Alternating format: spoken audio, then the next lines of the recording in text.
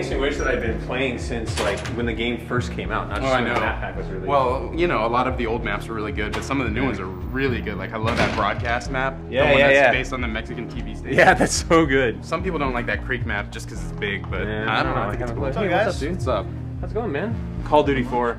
You gotta play that, man. If you're not, get it now. It's so good. So good. Oh, you guys like Team Fortress 2? There's an event tonight that Valve's holding. Oh, that's right. Showing off the new maps. Yeah, I totally forgot about it. We gotta go to that. Gotta go to that. There's a Namco event tonight, dude. Oh.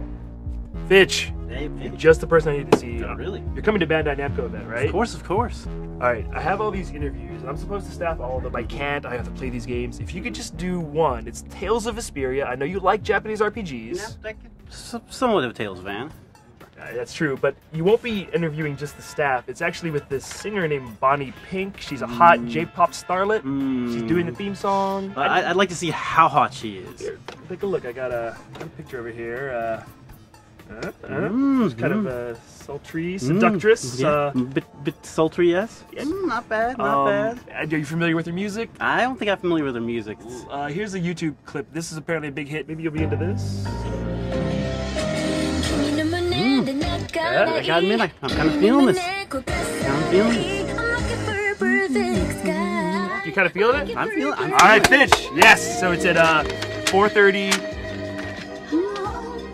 Maybe practice your moves. Show. Oh, I got some moves for her. She's gonna Fitch. You're a lifesaver, dude. Awesome. All right. That's enough. But you can. I got work. So I'll see you at the event. All right. See you there, man. All right, man. Mad props. Yeah. You gotta get back to work.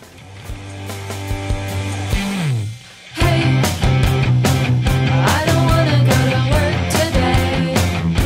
I wanna stay home and play all my video games on the one-up show. You know you'll be a star on the one-up show.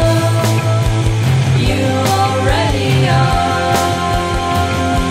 Every day, this life's a holiday.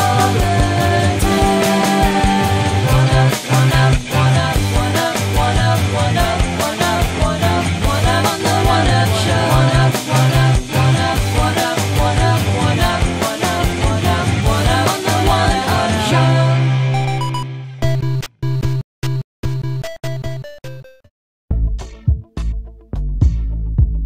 I've been really interested in Glassworks for quite a while because I always like games that give you like really easy creation utilities and stuff. I think the single player game really stands on its own, even if, because I thought the single player game was probably the most boring part. I really couldn't bring myself to do much of the campaign stuff. I can see that. Messing with the editor and downloading stuff and playing with just random things, slapping them together in random ways, that was really fun. I wish you could like import your ships to the standard campaign and stuff like that. Yeah, that's another problem. It's challenging at least, unless you manage to survive to the end of like one level and you have like a massive shit on one side of the screen. You're just hanging out in the end.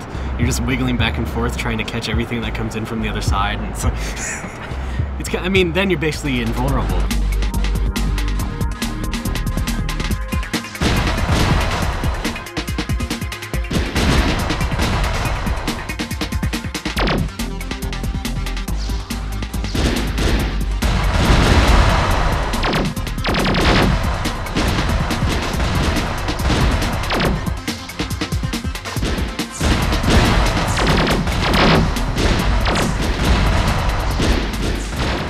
Main mechanic of it is the sticky blocks mechanic, you know, the Katamari sort of thing. Right. Where after you kill an enemy, it like becomes a corpse and it flails around basically, and you can catch.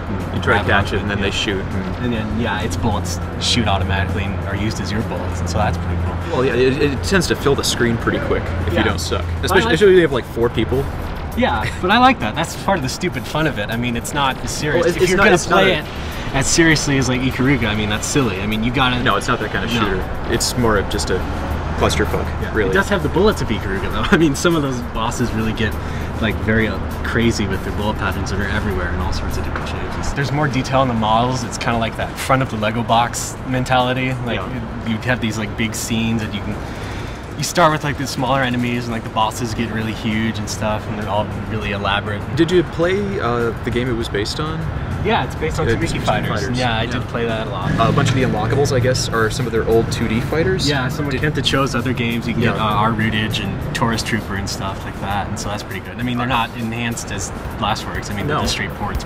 But I mean, Glassworks is also like a good upgrade because Tsubiki Fighters was just like this super simple, really building block sort of thing. It's practically a tech demo. We haven't really gotten that like in this part of the country before. I mean, there was like shoot 'em up construction kit on C64 and Amiga, but like after that was nothing. When I was a kid, I remember like Adventure Construction Set and Gary Kitchen's Game Maker and all that kind of shit. Pinball Construction Set.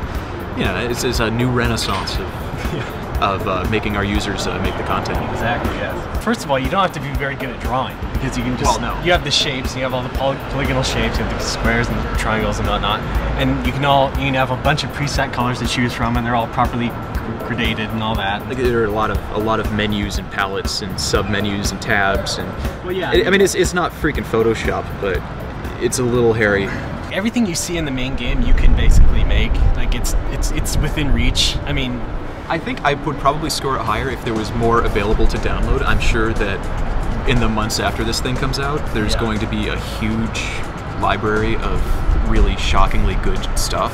Yeah, they have the community site, Glassworks Depot or something, I think it's called, which I guess .com. Is a hell of a lot easier to just get things off that. And you can do it basically through the menu in the game itself. It works through WeConnect 24 and all that, and you can send your friends stuff. Yeah, but you don't have to use the friend codes to just grab stuff. No, yeah. I mean that's another huge plus. Freaking yeah, plus. No friend code in Glassworks. Some things I didn't like is that you didn't exactly have a lot of control over animation. Everything's like a canned sequence, and you have to basically layer it all on top of each other and see what works. I mean, it's not like in Mario Paint where you could just draw the path and something. I mean, I wouldn't like that. Either. Speaking of Mario Paint, that would have been cute. The music's fine though. I mean, it's just basic. It's sort of. It's generic. Yeah. I almost didn't notice. At one point, I was like, "Is this supposed to have music?" Yeah. And, oh no, wait! I just have to turn it up.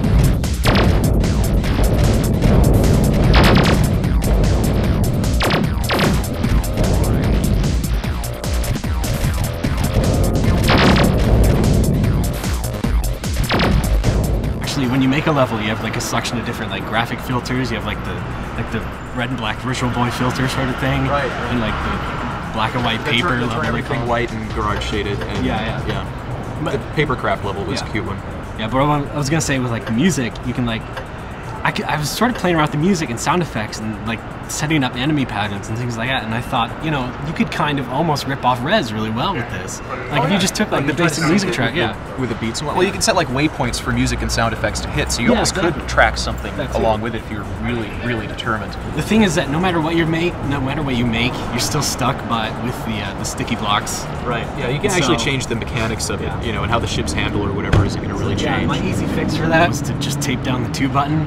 Which tucks in your ship and fixes your direction, so you can play it like a classic shooter, right? And so that's what I would do. I'm sure a lot of people would do. There's a little duct tape and bubble gum there. Yeah, exactly. I'm sure people would do that too. You have to be in that weird middle ground between not a shooter fan and too much of a shooter fan to not criticize it. But I think everybody understands ships that shoot bullets, and that if you have the right inspiration, you can make something pretty cool and pretty elaborate. Probably not going to be your inroad to a game design career. No, but it's a good start. I mean, they give you a pretty good set of tools.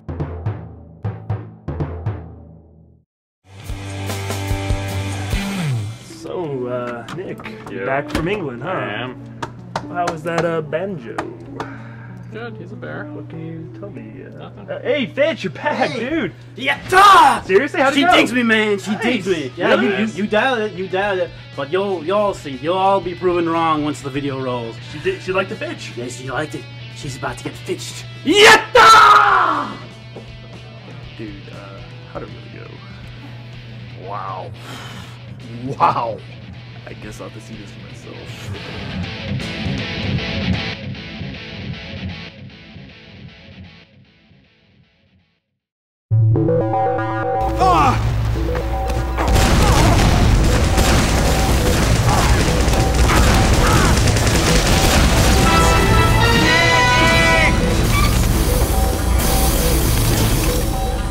It's awesome that they're you know, keeping the game updated with new maps all the time, and this particular map totally showing off a new gameplay mode. For free, by the way. For free, of course, because Valve only releases content for free because they think that it's the perfect way to keep people coming back to their game, and the constant updates keep people from pirating it.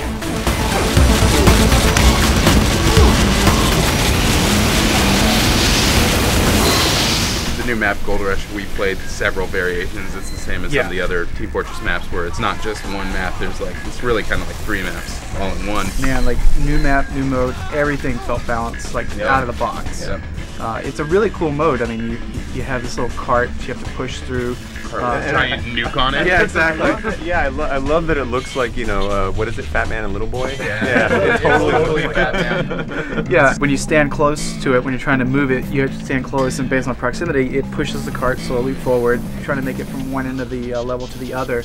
The other team's obviously trying to keep you from doing that. Right, and just like in capturing territories in the other game modes, when you have more people standing next to the cart, it moves faster. Scouts are worth 2 times the number of people, and the nice thing is that this cart has these weird stacks coming out of it, and out of the stacks comes health. So if you're standing around it, while you're standing around it, you get healed, and you can duck behind it. It's covered. And it's covered, so you can be crouched behind it the whole time and kind of sneaking along with it. Disguised enemy scout, you get health back when you're standing near it, so it's a good place to go and backstab random enemy teammates. I learned that from a backstab. Probably that was from Sayside. So nice work there. I swear, seriously.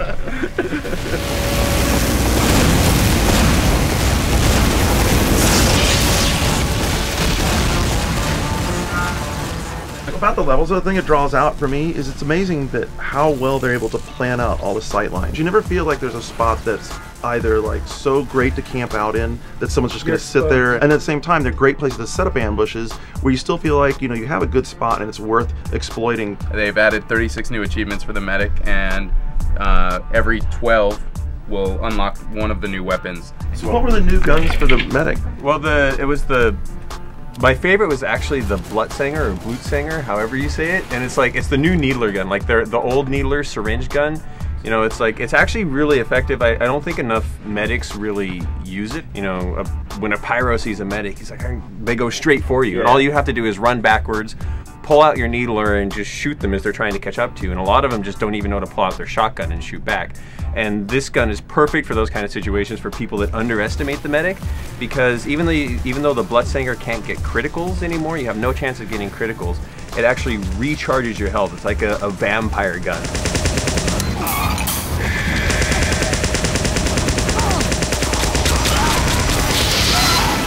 The Kritzkrieg, which is, you know, the other version of your medic ray gun.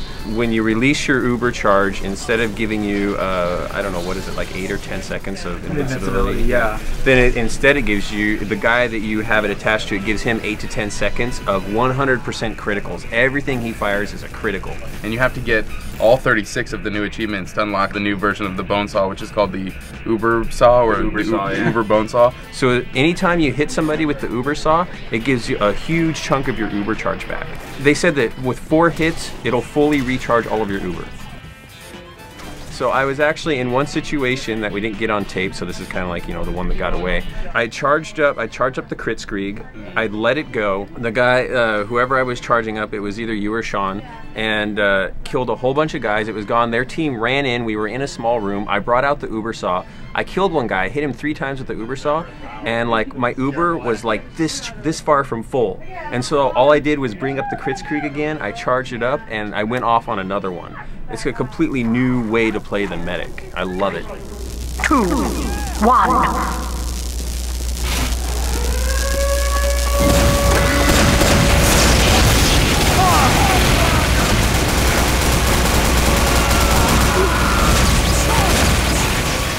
From our experience playing the game, we know that there just aren't that many medics playing. You know, people don't like to play that class. Yeah, dude, that's why I ask. I've never played medic before. That was the first time I've messed around with it. I usually play soldier or heavy or pyro. Yeah, and Matt here is like a really good medic. That is his primary class. When you see someone play medic right, you understand the the power of the medic, and that there needs to be more than one of them on the team. Yeah. Whenever I try to play a class that isn't the medic, always it ends up at some point where there's no medics at all. Robin Walker, he said that, you know, they expect to get a lot of people moonlighting as the medic just so that they can test out the new weapons and, you know, try to unlock the achievements and that kind of stuff. I think that's a really good strategy because, like, it would be really great to have more medics out there. Hell yeah, especially as someone who plays a heavy, because when you're playing a heavy, if you don't have a medic backing you up, I mean, you're in a lot of trouble. Yeah. Scouts are way faster than you, soldiers are way faster than you, and you're going to run out of ammo really quickly, so you got to have someone backing you up so that you can, you know, get back to a dispenser or get to an ammo pickup when you need to. That makes a huge difference. You might want to use the old weapon, you know, you might still want to do the old school Uber. Like, you know, when... In fact, you'll have to switch sometimes. You'll have to switch from the new Criticals Uber to the old Invincibility Uber sometimes. Yeah, because, like, if you're locked down, you know, if you get to a stalemate where there's a bunch of turrets in the way, getting an Uber and putting it on a pyro is still maybe the best, or depending upon the placement of these turrets, a soldier or anyone else, you know, is still the best way to get by.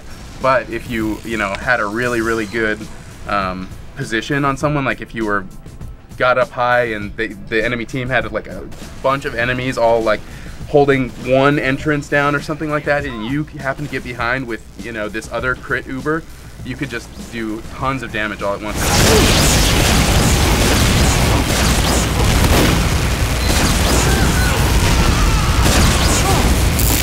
I don't play medic that much, so I guess this is going to make me play medic a little more for the time being, but I really want all the rest of the updates for all the rest of the classes. That's the thing for me is I was like, oh, okay, now I've seen one, like hungry, I want the rest. I'm like, okay, give me soldier, give me heavy, give me pyro, give me the ones I play. Or what are they, I mean, there's so much they could do. Like, I think about crazy classes like Demo Man. Demo Man, there's so many wild, crazy ideas they could come up with on that I'm like, okay, maybe that's a cool one to do next. Yeah. Who knows? All I do know is that I was standing, Sean and I were talking to Robin, and he said that the updates for the rest of the characters will come faster than you thought, because most of the work in getting this first patch out was back-end stuff. They're using the medic as the first one, but they said it's not going to be too long before all the rest of the character classes have the upgrades.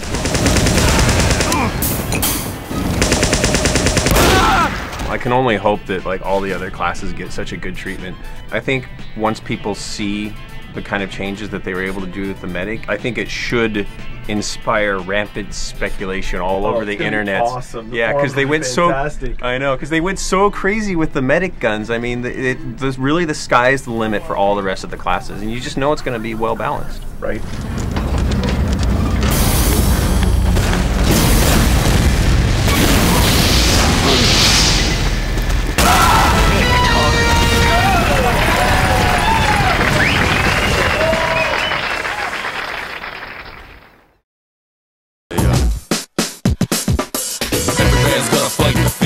First to my better shit, thoughts provoke the new era. Become a bit terror, but my only rival is my shadow. We run the play back and fix my own error. Get low to the ground, it's getting better like I told you before. Double up a dead road cheddar. L to the J, say stay laced. Cause my call me royal flush, and I'm the ace. We knew about Fez when Persona 3 came out here last summer, because it came out in Japan a few months earlier, and they were like, it probably isn't going to come out here, and I believe them, because this thing doesn't usually come out. Like Persona 2, the first part of that game we never got, and that was a 2-part game, like direct sequels. And we never, Innocent Sin, the first part, we never got it. Yeah, that was a shame. Yeah, so the precedent is there for things not to come out here. So I think we should be lucky that we got this. Definitely lucky. Damn, I couldn't finish it off. I can do it! I couldn't defeat it! Like in Japan, it was like an append version, but you still needed the full game anyway. Right. And it was both parts either way, no matter which version you bought. And this is the full part; you get the full game. They made Fez because the game was a huge hit in Japan. It sold like 1 million copies, and like as like a payback to the fans, like we love you guys, we're gonna make more of this game. Yeah, so this is total fan service. Fan service, yeah. 100% fan service. A rare form! Destroy it! If you didn't play it last time, you have no excuse now, because this version is actually a lot better. They've added a lot of things throughout the main game. Like, you know, I didn't go back and play the whole thing again. I went back and played a little bit, but there are a lot of new story elements, like you know, those private little things you do when you're at school. The social links. Like the social links. Tons of new social links. And they've made new endings to go along with all those social links. You actually get to see what happened to some of these characters. You never know, like, what happened to the girl who was dating her teacher? Yeah. Now you get to find out. Yeah.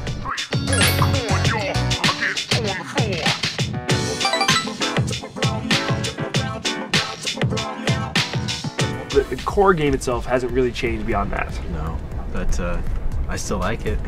Well, and for me, as someone who played the first game, the fact that they added a whole new epilogue that you can start at the beginning, you can bring your characters over, that's huge. And it's not just like an hour of extra content. Right.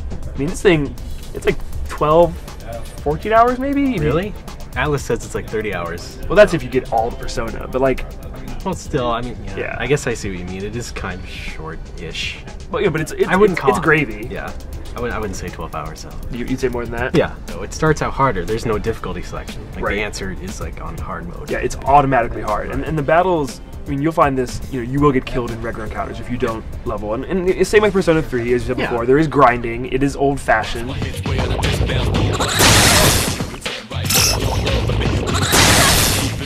I think the battle system is very streamlined and easy to use, and I still enjoyed playing it even after playing it last year.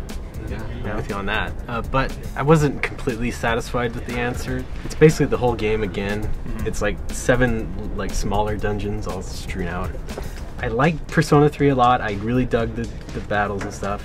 I even, I struggled through the dungeons, even though Is they it probably weren't because- my favorite part. But it's like, do I really want to do it again? Well, because I'm someone who also doesn't usually like these dungeon hack games where you're going back to the same dungeon over and over again, trying to make it, a few levels. But Persona, because it's so streamlined, I find myself not getting annoyed with it the same way I did like Breath of Fire and Dragon Quarter. Yeah. That's a game where you're forced to do the same thing over and over again. But this one, because you always have that carrot on the stick of making new personas, and it's really easy to get to that next level. Like, I found it hard to put down.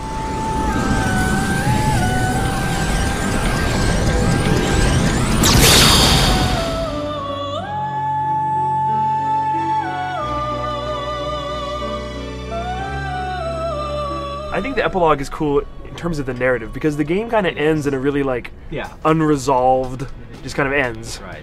And this actually gives you the closure you want with these characters, and let you see what happened actually after the events of the first game. Right. You play as Aegis, and it's like completely after. Sexy robot.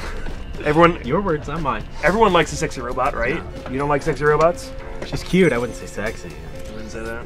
I mean, the red bow does something, I guess. But There aren't any new characters per se. No new party members. no, but the social links kind of enhance that, I think, because you can kind of date Elizabeth, the girl from the Velvet Room, and you can take her on. Who doesn't little want dates. to?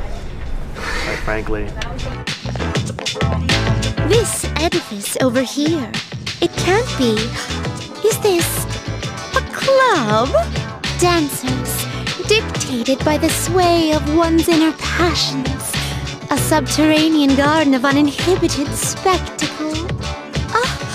No, it's not closed for business now, is it? Such a pity. I had hoped to join in on the wild ritual. I think music has been one of the bad points in this game because there's so little of it and you hear it a lot. That's true. Yeah, I still liked it on the whole. You even like the new battle theme? Not as much. There's a lot of hey, let's go. I can't even remember. There's vocal samples, but they're really tiring. Yeah, the hip hop samples. Yeah, the hip hop samples get old. So dance, while I put you in a trance. Let's party, boogie in your body. Roll that body, make sure you don't hurt nobody. I say, hey, feeling the fire with a burning desire. Yeah, get up off of that thing. I think that's probably the only one thing I don't like. I enjoy that ironically, like Sonic Adventure 2. I was just like, oh god. I was torn with myself, kind of asking like, is this really worth it if I played Persona 3 all the way through again, as I have? Right. But, I mean, even for like the average fan who may or may not be a super fan or not, but I just think someone who has played it and liked it. I mean, is this really worth it? Right. Again, I'm not talking about the answer part. I'm talking about the journey. The journey. I mean, is it really worth it to start all over again and go through all these social links and all that? I mean, I think your mileage may vary. Yeah. Like if you already played Persona 3, I don't think you have to. But if you loved it, it's worthwhile. You will see new story things. But I think even if you have played Persona 3 and you just play, now you don't play the journey, you just play the answer, which is the new stuff. I think it's still worth it. And the price point just can't be beat. $29. It's a huge game. There's so much to love there. And I do hope that this finds an audience because they just announced Persona 4 is also PS2, and that might not even be out here by the end of the year. So for PS2 RPG releases to keep coming, the audience has to keep supporting them and not move on. And we don't usually get these things in America. Like in Japan, Square will do this for like Final Fantasies and Kingdom Hearts. They do these final mixes with like a little bit of new content. We never get those. Yeah. So this is really the first time U.S. RPG fans have gotten a crazy fan service JRPG thing. That is a good point. Yeah. So And I support think it. that's- Every cosplayer should run out and buy 10 copies.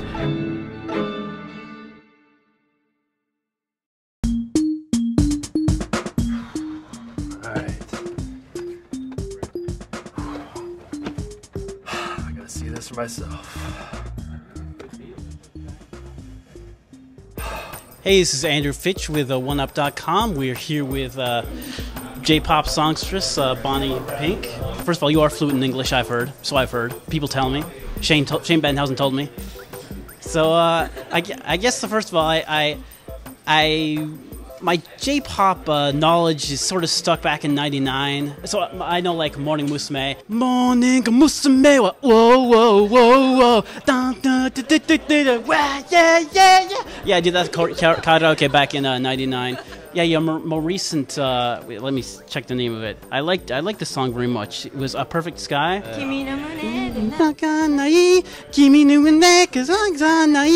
looking for a perfect sky. I'm looking for a perfect sky. I don't know if you know, but there was the recent game that came out last year, Blue Dragon. This is the beginning, is when all gets started up in the sky above. Woo! Are you classically trained? No. No. What are some of your influences? I started from hard rock. Hard rock. Like Aerosmith. Never wanna close my eyes 'cause I miss you and I don't wanna miss a thing. Yeah. Jenny's got a gun. But do you have any? What were some of your? I want to hear you. Wore a raspberry beret. It's the kind you find in a second-hand store. A raspberry beret. And if it was warm, she wouldn't wear much more. Now let's say this. I'm not a huge Prince fan. In fact, I kind of hate him, but I like that song, so that's why I sang it. How about David Bowie? David Bowie, yes. Ground control to Major Tom. I don't remember. But can you hear me? Oh, can you hear me, Major Tom? You know that, right? Do you like Freddie Mercury?